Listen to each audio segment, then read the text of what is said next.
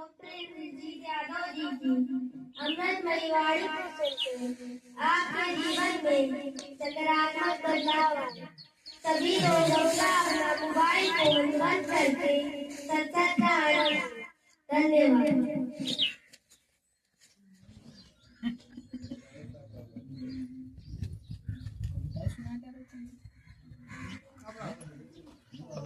दोस्त का बंद कर दी बाजा बजा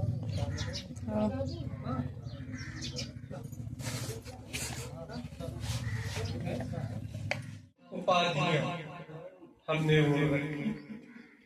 एक क्षण के लिए हम पिता बनते तो दूसरे क्षण पति बन जाते, तीसरे क्षण पुत्र बन जाते हैं, चौथे क्षण पुत्री बन जाते हैं, दोस्त बन जाते हैं, कभी ग्राहक बन जाते हैं, कभी मरीज बन जाते हैं, कभी डॉक्टर बन जाते हैं और कितनी बार सफल होते हैं। जो भी हमने रूप रंग ओढ़ा है उसको हम चरितार्थ कर देते। हमें लगता है कि हम एक पिता के रूप में, एक माता के रूप में आज सफल हूँ।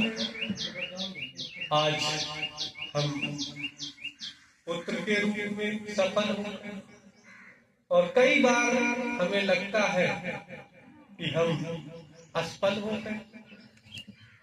ये सफलता और असफलता का दौर नित्य है, सदैव चलता रहता है हमारे जीवन में। और इन दोनों के बीच का जो पुल है, संतुलन है, वही जीवन का रस है, वही जीवन में आनंद है। जब हम इन रूपों के, इन नामों के चक्कर से मुक्त हो जाते हैं।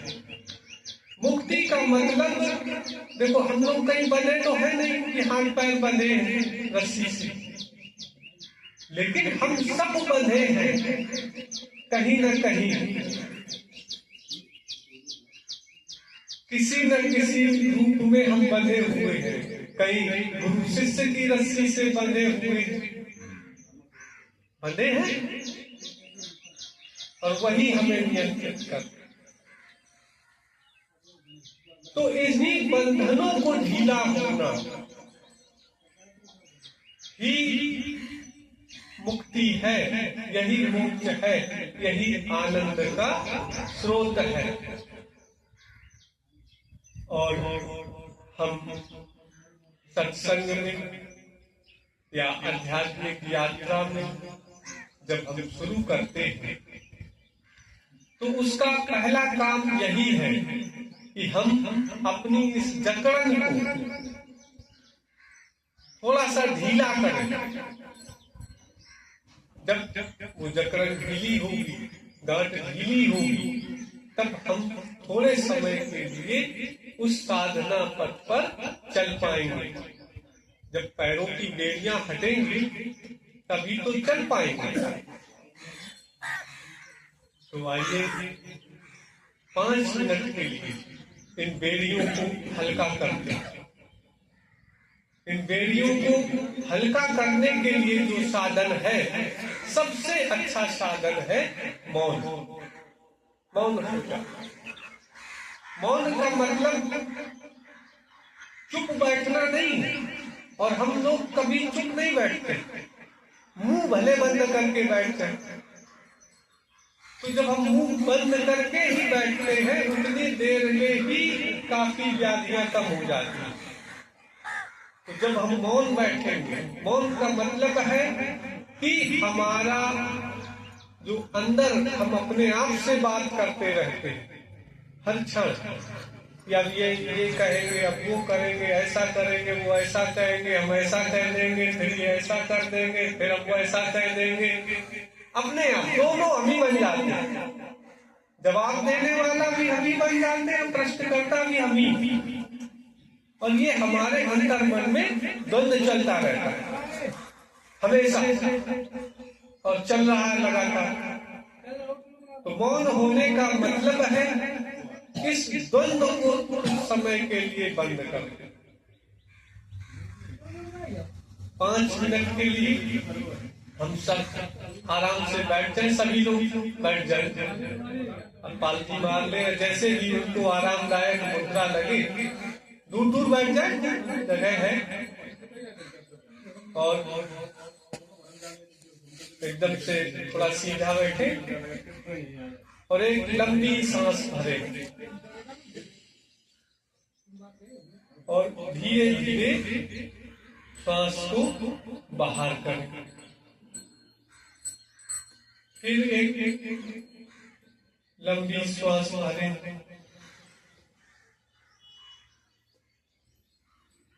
श्वास को बाहर कर, महसूस कर प्राण ऊर्जा अंदर जा रही है, और जो दुख है, जो कष्ट है, वो जब हवा बाहर निकल रही है उसी के साथ वो धीरे धीरे बाहर निकल करें। और यही करते हुए 5 मिनट तक चुपचाप बैठे।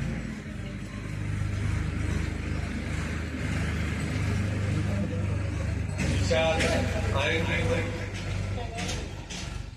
हम आज उन विचारों को देखेंगे, उनमें लिप्त नहीं होंगे, उनको जवाब नहीं देंगे, बस उनको देखेंगे कि वो विचार कहाँ आ रहे, वो कौन सी जगह है जहां पर विचार प्रकट हो रहे, अंदर आ रहे हैं।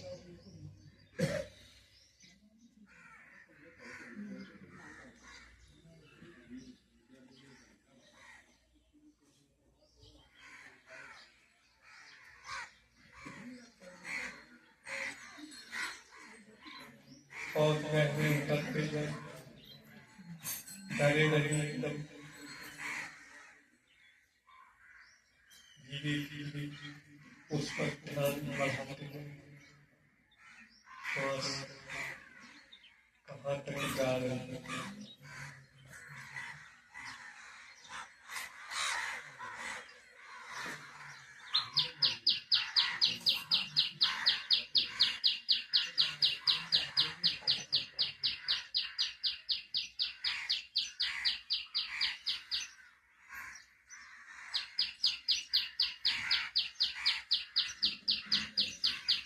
और हमारा चित्त धीरे धीरे शांत हो रहा है। ये शांति है, ये रस है जो हमें मिला एक क्षण के लिए, वो कहीं बाहर से नहीं आया, हमारे अंदर ही। हरिओम, आराम से बैठ सकते।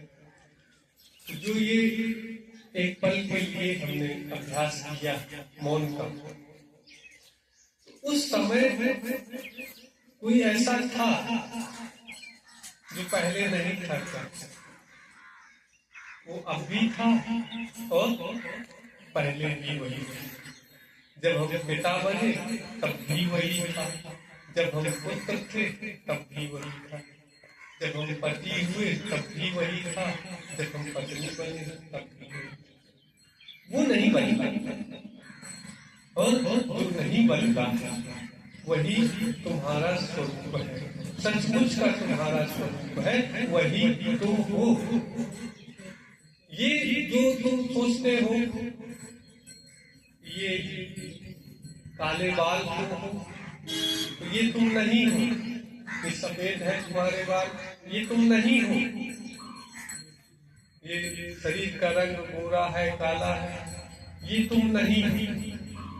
ये एक और आवरण है, एक और कपड़ा है जो प्रकृति ने तुम्हें पहना कर भेजा।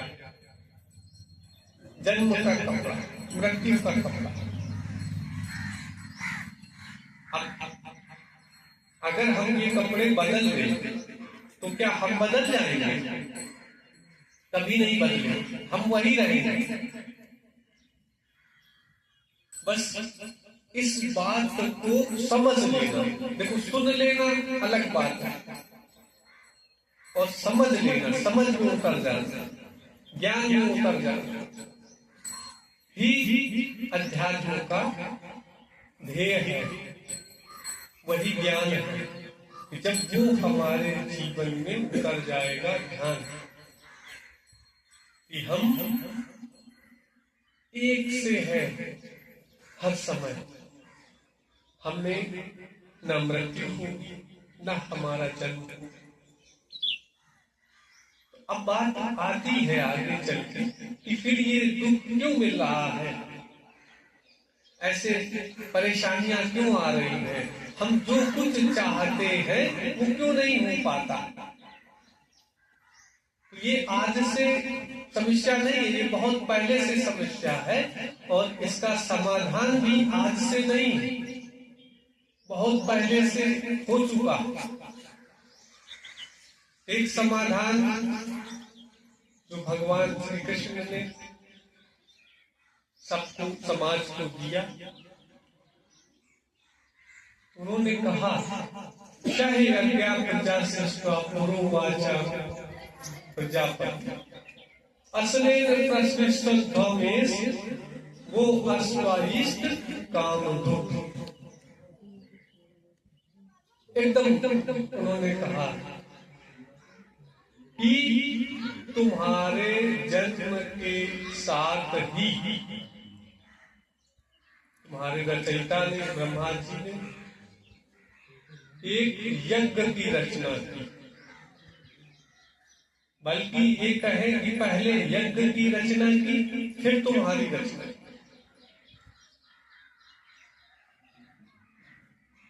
और उस यज्ञ के द्वारा तुम जो चाहते हो वो प्राप्त कर सकते हो।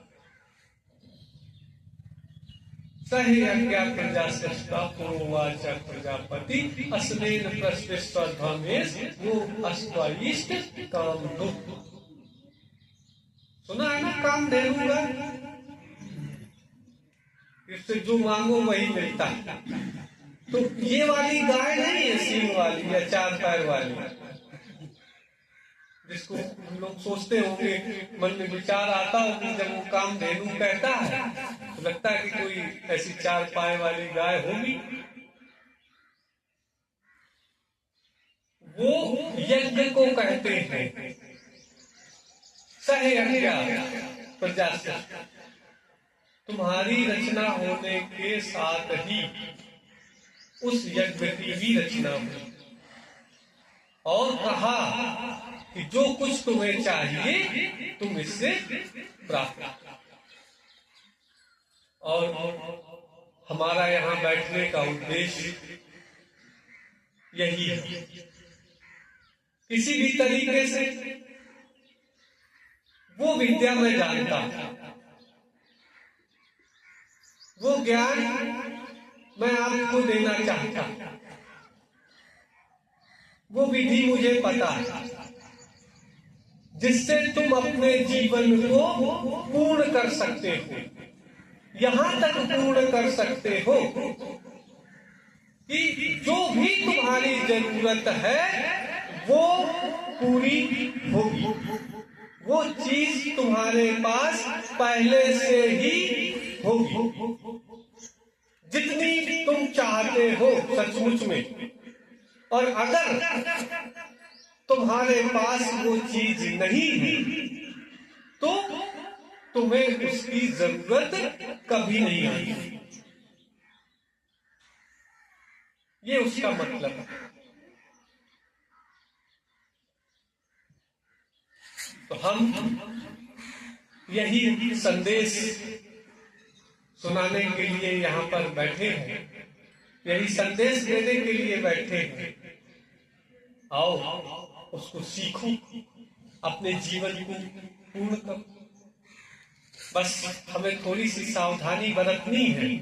हम लोगों में एक बड़ी मनुष्य जाति में ये हम कह ले कुरीति है या अच्छाई है कि हम उस चीजों को समय रहने महत्व नहीं देते। जब वो समय निकल जाता है, जब वो चीज चली जाती है, तब हमें उसका ख्याल आता है। वो चाहे कृष्ण हो, चाहे राम हो, चाहे कबीर हो, चाहे ईसा हो, मूसा हो, बुद्ध हो, महावीर हो, वो कह के हट गए, कोई नहीं सुना। अब कबीर कबीर कबीर कबीर कहने से तुम्हें क्या मिल जाएगा? अब एक रामनाथ हलवाई था हमारे मोहल्ले में, जलेबी बनाता था बड़ी अच्छी। हम लोग जाते थे खाने, अब वो मर गया, भट्टी है, भट्टी बनी। अब उसके हम रोज चक्कर लगाए, खूब गुलाब वाला चढ़ाए, पैसे भी चढ़ाए, तो क्या जलेबी मिल जाएगी? नहीं मिली। तो ये चीज है, ये कौन सी चीज हमें सच को पाने से रोकती है? भगवान थे पूरी दुनिया के सामने उस ज्ञान को लेकर के गए। जो कुरुक्षेत्र की लड़ाई की बात हम लोग सुनते हैं, तो पूरे संसार के लोग उसमें इकट्ठे थे, लाखों करोड़ों में संख्या बताई जाती है। तो उसका मतलब ही यही था कि सबके सामने ये विधि सबको बताई जाए, जिससे लड़ाई झगड़ा ही ना हो। आज हम दुखी हैं तो सिर्फ इसीलिए तो दुखी हैं, पड़ोसी के पास ज्यादा, उसी से तो हम तुलना कर रहे हैं कि वो कार से चल रहा है, हम मोटरसाइकिल से चल रहे हैं, या उसके पास 3 मंजिला मकान है, हमारा अभी कच्चा है, प्लास्टर नहीं। ये देख करके हम दुखी हो जाते हैं। तो भगवान ने कहा कि ये यज्ञ है और सबके लिए है, और जिसको जितना चाहिए उतना उसको हासिल है। अच्छा, ये धूप आ रही है तो क्या कोई किसी को इसको खा सकता है क्या? कम ज्यादा है किसी के लिए, हम अपने हिसाब से कम ज्यादा किए, हमें धूप नहीं चाहिए तो हमने खाया करेंगे, जिसको धूप चाहिए उसके लिए पर्याप्त है। तो ईश्वर ने सिस्टम बनाया, चीजें बनाई, और पूरी इतनी बनाई और पहले ही बना दी। या हम और इसको छोटे से समझ ले कि देखो, हम जब पिता बनते हैं या हम एक हमारे बच्चे हैं, बेटी है, बेटा है, तो हम साधारण मनुष्य हो करके जब भी कोई पूछता, अरे यार बहुत परेशान हो, बहुत काम करते हो, कहते हैं बच्चों के लिए कर रहे हैं, बच्चों के लिए मकान बनवा रहे हैं 3 मंजिल का, या बच्चों के लिए पैसा जोड़ रहे, बच्चा हुआ भी नहीं तो कह रहे कि पढ़ाई के लिए काम देगा, बिटिया की शादी में काम आएगा। करते करते कि नहीं करते? सब लोग करते। तो जब हम इतने छोटे, जिसको ये नहीं पता कि अगले पल हम जिंदा रहेंगे कि नहीं रहेंगे, वो आदमी, वो व्यक्ति ऐसा सोच सकता है कि जो परमात्मा है, जो परम पिता है, क्या उसने हमारे लिए नहीं सोचा? उसने भी हमारे लिए सोचा और सब कुछ बनाकर रख दिया और सुरक्षित रख दिया। उसका सिस्टम ऐसा है ईश्वर का कि तुम उसके सिस्टम से एक सांस हवा का, एक कतरा एक्स्ट्रा नहीं ले सकते, एक बूंद पानी का नहीं ले सकते।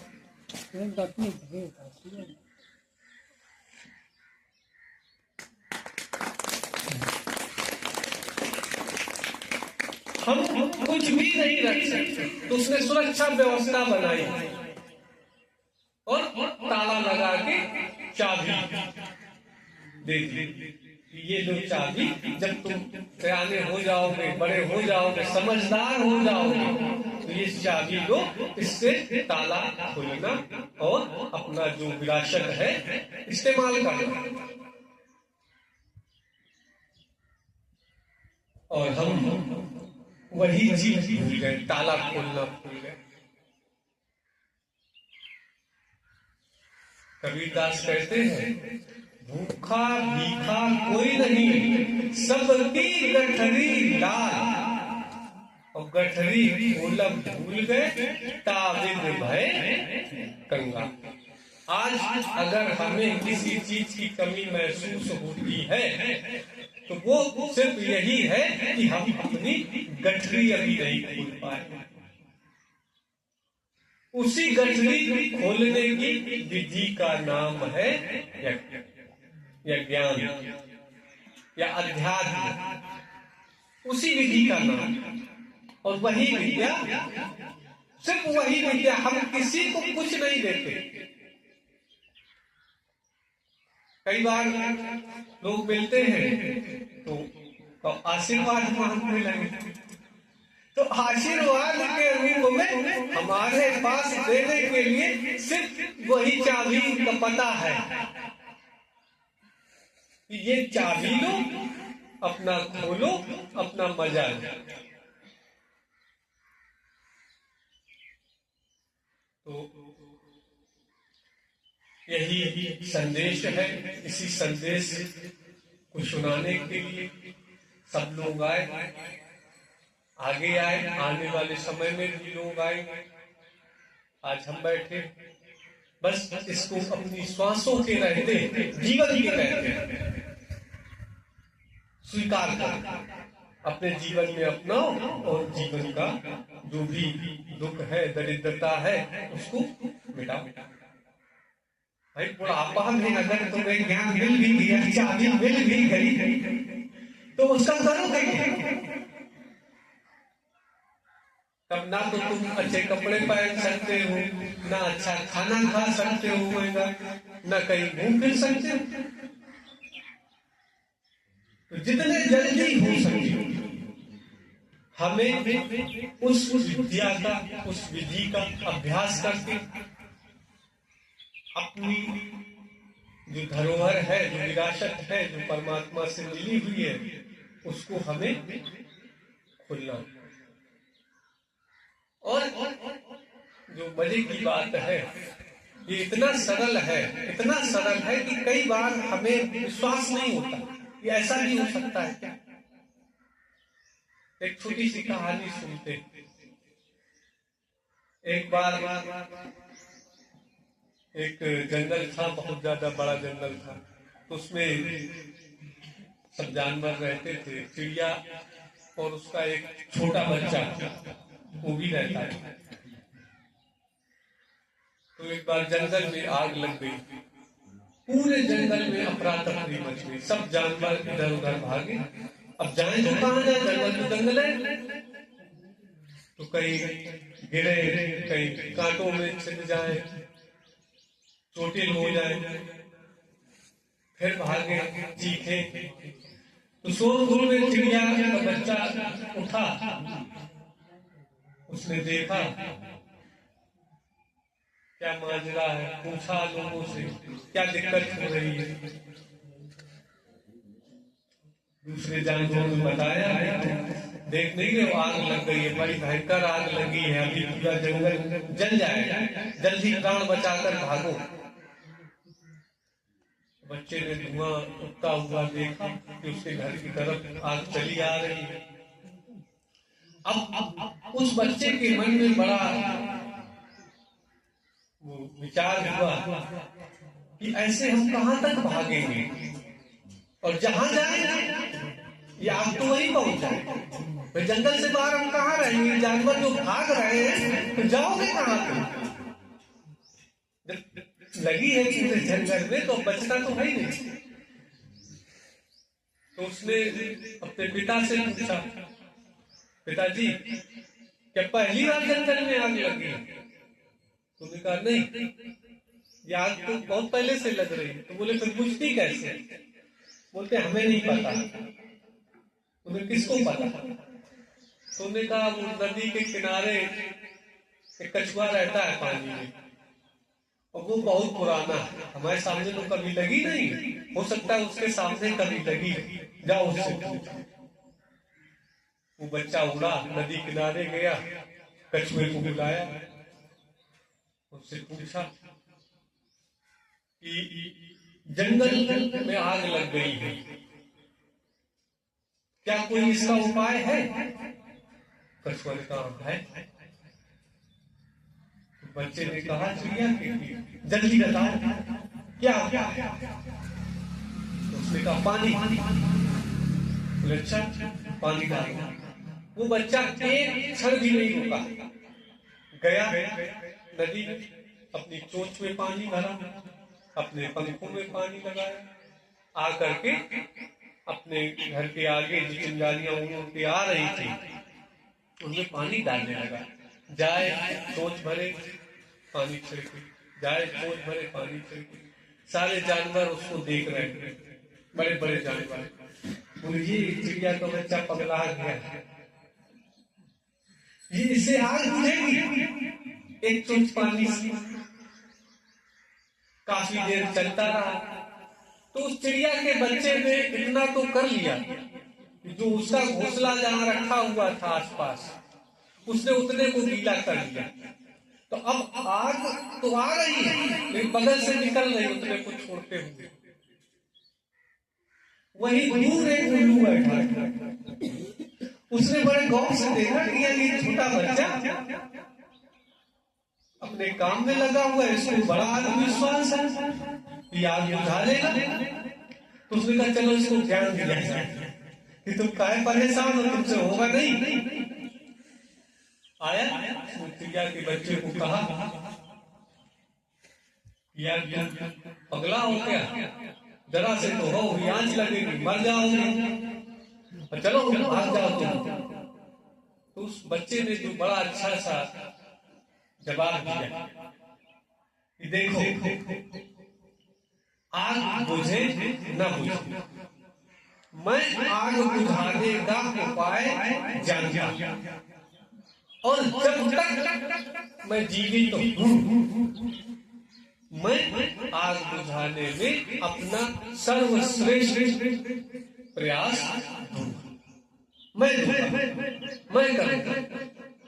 और आग बुझ रही है, मैंने देखा है, मैंने अनुभव किया।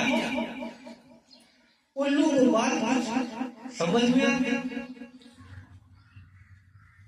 उल्लू ने कहा ठीक है, अगर ऐसी बात है तो हम भी तुम्हारे साथ मदद करेंगे। अगर तुम इस क्षण तक संकल्प कर लिया है, सोच लिया है, और तुम्हें उपाय पता है तो हम स्वीकार करते। चलो अब वो दोनों लग गए।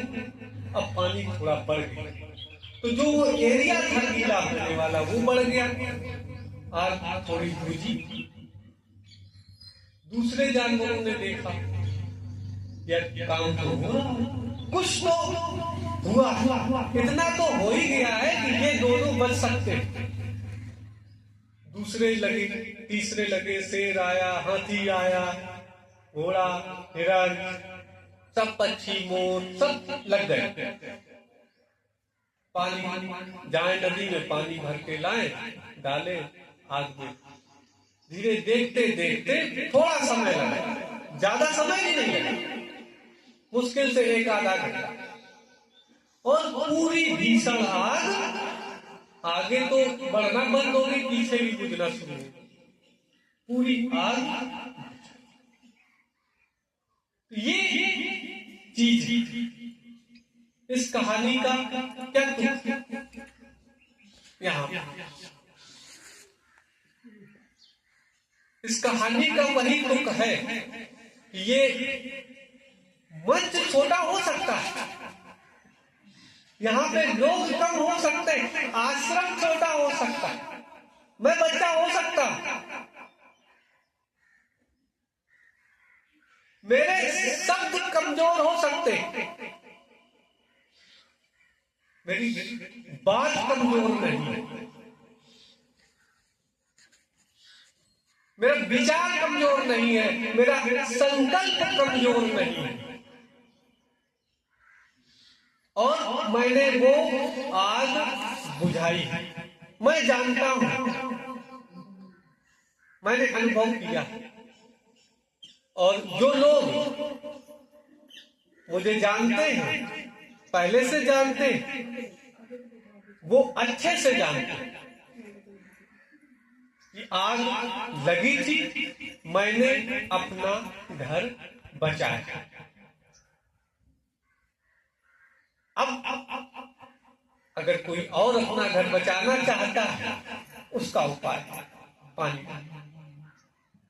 और जिस दिन जिस उल्लू को ये बात समझ में आ गई, तो डालेगा, उसके घर में भी आग नहीं पहुंचेगी। ये सच है। एक एक सब सच जीवन में शांति, आनंद, प्रेम, सद्भाव संभव है, मौज संभव है। मैं तो कहता ही हूं, सत्योजी भव सर्वेश्वर, सब में असली आनंद प्रकट हो,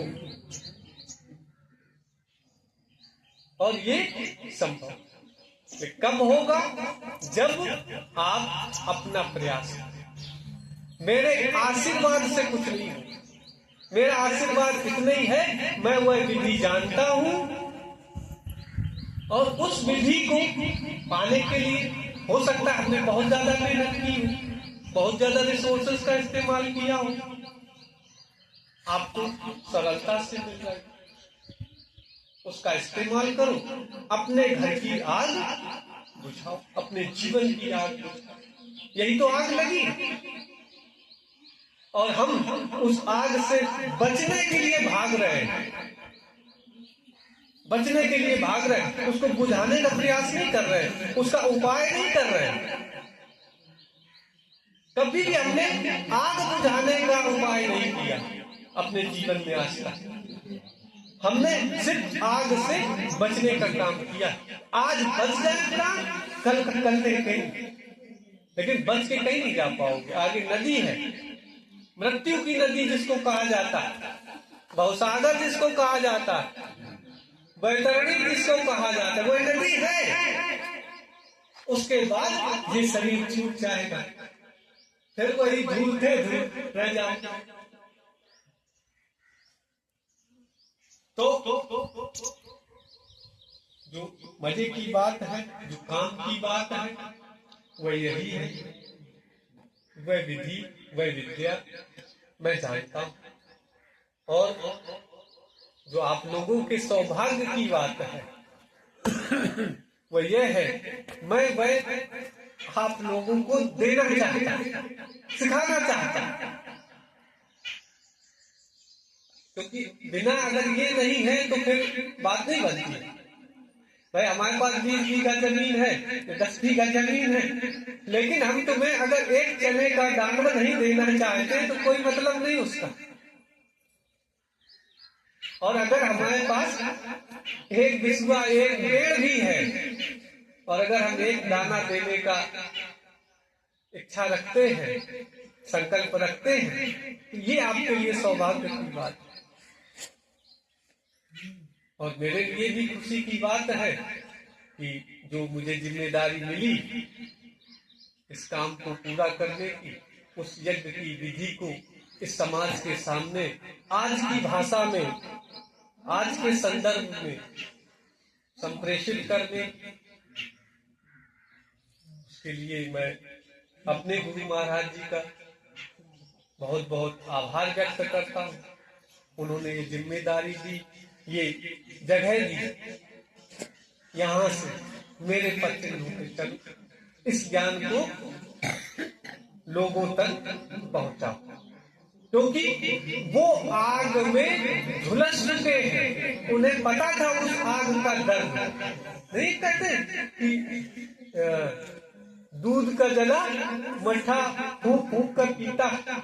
तो जो जल चुका है उसको उस जलन का एहसास है, और जिसको जलन का एहसास है वो यही चाहता है, अगर भला व्यक्ति है, कि दूसरे को अब ये जलन न महसूस, वो दूसरे की पीड़ा महसूस कर सकता है। कि आज हमने जो महसूस किया वही आप महसूस कर रहे हैं, हम देख रहे हैं। भले ही लोगों को मैं देखता हूँ मुस्कुराते हुए चेहरे, पूछो क्या हालचाल है, सब मजे में, लेकिन अंदर सुलग रहे, बहुत ज्यादा सुलग रहे। वो मैं महसूस करता हूँ, और जब मैं महसूस करता हूँ तो मुझे अंदर से हंसी आती है कि इनको मट्ठे की जरूरत है और मटकी पीछे लुका है।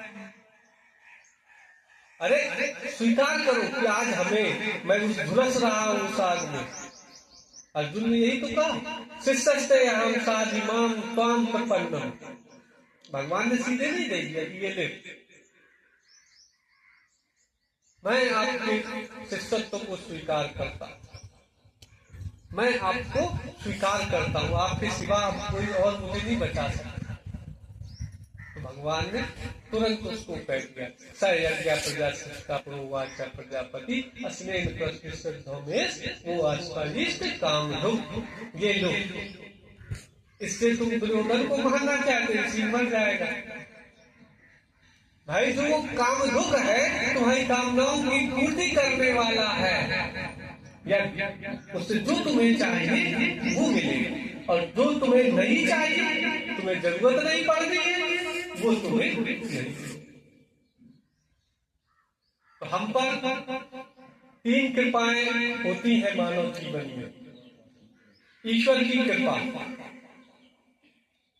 ईश्वर की कृपा से हमें श्वासें मिलती है, ये जीवन मिलता है, और हम ये सत्संग सुन सकते हैं। अगर जीवन नहीं होता, हमारे सांसें नहीं आ रही होती, तो ये यहाँ हम लोग नहीं बैठे, कहीं और होते। पहली ईश्वर की कृपा है, जीवन मिला है, और ये जीवन मिला है, सत्संग मिला है। फिर गुरु की कृपा, जिससे हमें इस जीवन में आनंद प्रकट करने की विद्या मिली, और हम लोग भूल गए हैं उसको। किसी से भी पूछो, बच्चा पैदा होता है तो उसको क्यों कहते हैं कि जाओ स्कूल पढ़ो, यही तो कहते हैं। किस लिए कहते हैं, क्यों भेजते हैं इसको? और जो कम पढ़ा लिखा होगा उसको इसका एहसास होता है कि मेरा जीवन बेकार है, मेरे जीवन में आनंद की कमी रही, तो वो कहता हम नहीं पढ़ पाए, अपने बच्चे को पढ़ाएंगे। क्यों?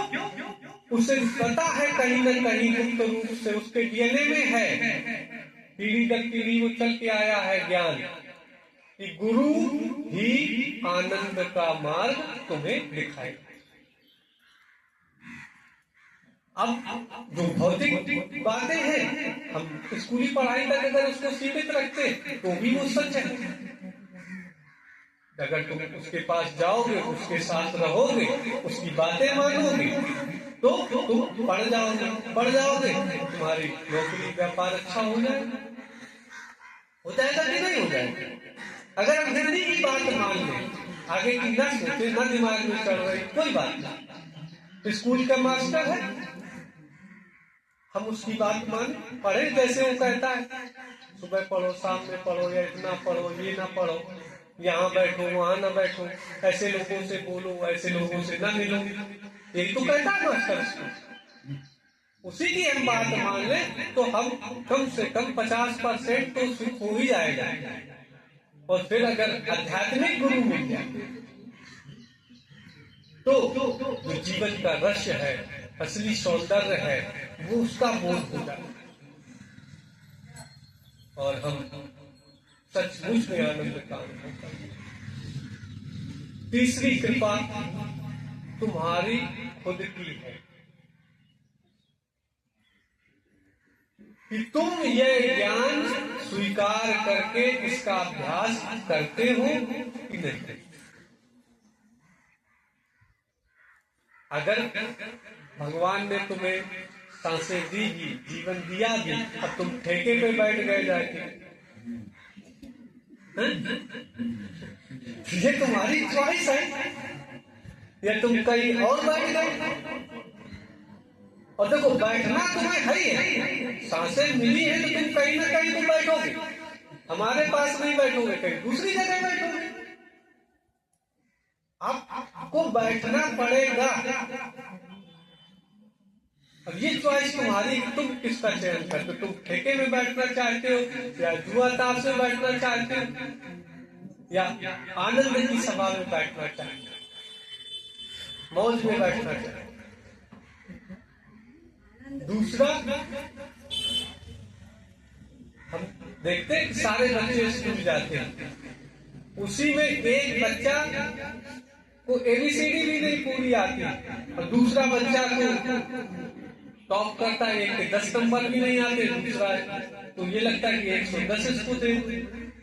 वही टीचर, वही सिखाए।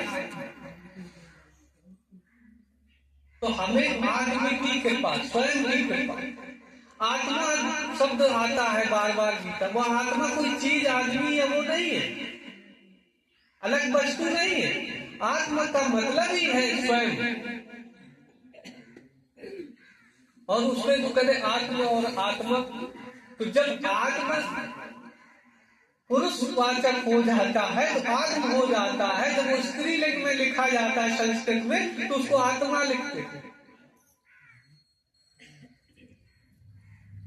एक आत्मा की मात्रा बढ़ जाती है। जो लोग संस्कृत पढ़े होंगे उनको भी पता, उसका मतलब ही स्वयं है। बस आत्मा जहां पे आए, गीता हम लोग अगर पढ़े कभी समय मिले तो ये ध्यान रखना, जब भी आत्मा शब्द आए कहीं, उस आत्मा का मतलब स्वयं है और कोई नहीं है। क्या सोचो कोई चीज, और उस आत्मा का नहीं कहते वो आत्मा निकल गई, तो वो ऐसी आत्मा नहीं है कि वो निकल जाए कहीं। तुम उस आत्मा में फंसे हुए। जो वेद है वो यही कहता है, गीता यही कहती है कि आत्मा तुम में नहीं है, तुम आत्मा में हो। ईशावास्यम इदं सर्वम् यत् किंच जगत्याम जगत। ये पूरी सृष्टि ईश्वर मात्र ही है, और उसी ईश्वर मात्र में हम खुद सब घुसे। तो अगर हम परमात्मा की, ईश्वर की अगर खोज भी करते हैं तो वो बाहर नहीं, वो खोजने से मिलेगा भी नहीं, क्योंकि वो है ही नहीं।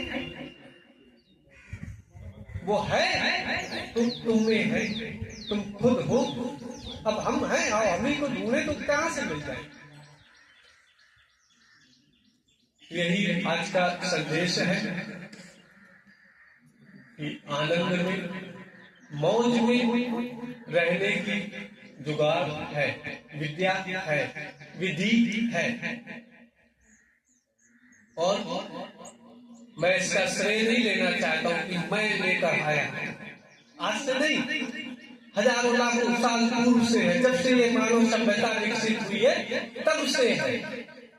बस वो चाबी है, गुप्त रखी हुई है। जब किसी गुरु कृपा का पात्र बनता है, उस ईश्वर की कृपा का पात्र बनता है, तो उसको वो चाबी शीघ्रता से मिलती है। या जो मान लो की जिम्मेदारी मिल जाती है कि जाकर के दो, तो सब लोग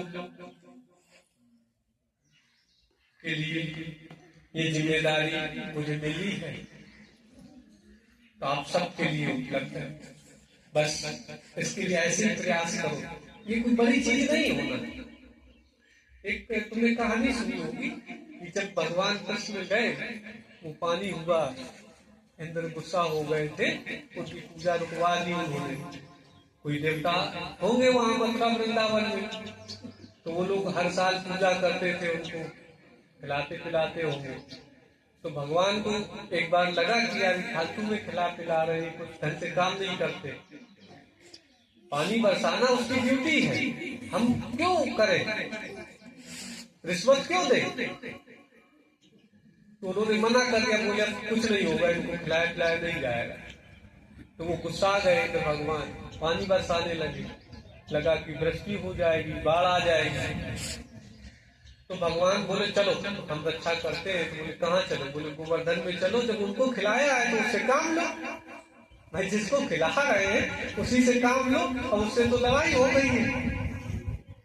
तो लेकर के गए गोवर्धन में, और उन्होंने गोवर्धन उठाया। तो गोवर्धन उन्होंने अकेले नहीं उठाया, उन्होंने सबसे कहा, जितने भी लोग थे बोले सब लोग मिलकर ताकत लगाओ तो ये उठ जाएगा। तो पहले तो लोग मजाक समझे कि यार हम 10-5 लोग हैं, कैसे इसको उठा सकते। तो उन्होंने कहा तुम हाथ तो लगाओ, उठ जाए, हम कह रहे उठ जाएगा। उन्होंने हाथ लगाया, भगवान ने भी हाथ लगाया, गोवर्धन उठ गए। गोवर्धन खड़ा है, अब ग्वाल बाल है, वो लाठी लगाए, छोटे छोटे बच्चे हाथ लगाए। और थोड़े समय के बाद बड़ी मनुष्य के जीवन में अहंकार बड़ा जल्दी आ जाता है। ग्वालों को लगा अब सब लोग भगवान की जय जयकार करने लगे या कुछ बोलने लगे कि यार तुम ना होते तो आज हम लोग मर जाते। तो बगल में उनके जो दोस्त लोग थे उन्होंने ये अकेले का करे, हम तो उठवाओ। तो अब कुछ ने कहा, तो लोग समझदार होते हैं, उन्हें सीधे न कहो इससे, उन्होंने कहा ऐसा करो कृष्ण कन्हैया तुम थक गए हो, तुम्हारी उम्र छोटी है, पतली है, थोड़ी देर सही खा ले। तब तक हम लोग हाथ लगाए। तो कहने का मतलब है कि ऐसा अहंकार हमें ना आए। जो मैं कहता हूं आप लोग आत्मविश्वास से भरो, उसको अनुभव करो, उस पर चलो, उस विद्या का अभ्यास करो। और जब विद्या का अभ्यास करोगे तुम्हें ताकत आएगी, तुम्हें शक्ति आएगी, तब तो उसकी पहचान कर पाओगे सही है गलत है। अच्छा दूध रखा, मैं कह दूं कि बिल्कुल अमृत है, अरे वो अमृत है, जहर है, नटरस्ट है, जो कुछ भी है, उसको एक बार जीभ में तो रखो, और जीभ में रखोगे पता चल जाएगा। तो यहाँ पर हमारे मन में शंका हो कि ऐसा कैसे संभव कि हम सब मजे में हो जाए, जो कुछ चाहें वो मिल जाए। किसके किसके मन में ये शंका, हाथ उठाओ जिनको ये लगता है कि ये हमारे जीवन में मौज नहीं आ सकती। है कोई ऐसा? तुम्हें लगता है मौज ना आएगी, ये आ गई है। अच्छा, सबको लगता है कि आप सबके जीवन में आनंद हो सकता, संभावना है, पक्का। अगर ये लगता है तो इसको सच करो, इसको कल्पना मात्र मत रखो, इसको सच करो। और मैं इस कल्पना को, इस विचार को, तुम्हारे इस संकल्प को सच करने में मदद करो। और अगर तुम अभ्यास करोगे, एक कदम का अभ्यास करोगे, तो भगवान कहते हैं कि जब भी कोई भक्त एक कदम भी उनकी तरफ चलता है तो वो 1000 कदम चल के मदद करते हैं। एक बार तुम हम 1000 तरीके से तुम्हारी मदद, उस मौज को भरने, उस आनंद को। तो यही संदेश है, समय न गवाएं, ज्ञान का अभ्यास करें और वह समझें। हरि ओम।